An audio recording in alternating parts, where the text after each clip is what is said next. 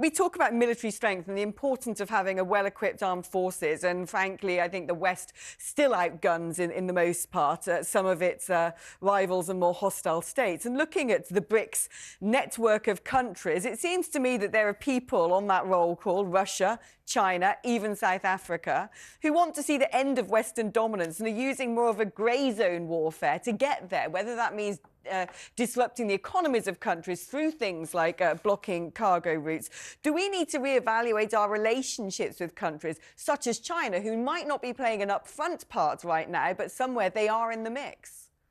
No, I think we do. And I think that applies to all of them. And bear in mind that both India and South Africa are also strong and prominent members of the Commonwealth. And so we are in this strange position where on some issues we find ourselves working very much with them and very much supportive of them. And other issues we have a different viewpoint. And I think that's the issue we're dealing with. I think we have been in a position in the past where there's been, if you like, a clearly identified threat or opposition country, and now there are countries who have got we are engaging with, some directly, some indirectly. China, in my view, is a strategic threat to the West, but it's also a major trading partner.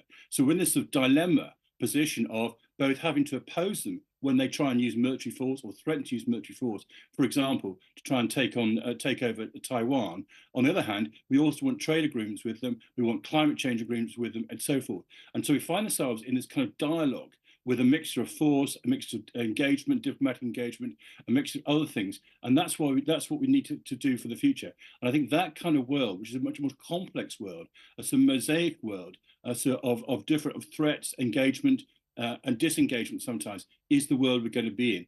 And in the mix of all that, and how you deal with that mix, is both a strong foreign diplomatic element and a strong military element. So when we are required to use military force to defend our interests or those people who share our values, we have the resources so to do.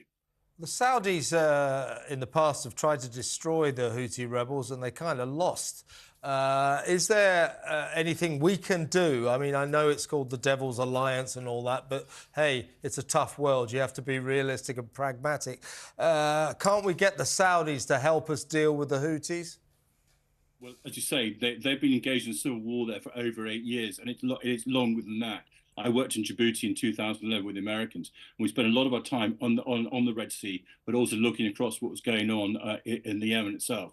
That civil war, in a sense, has been brought to a bit of a conclusion, and it's left the Houthis essentially in charge of the northern capital, Sana'a, and a lot of the northern areas. And I don't think the Saudis at the moment are in a position to try and to take them on even further.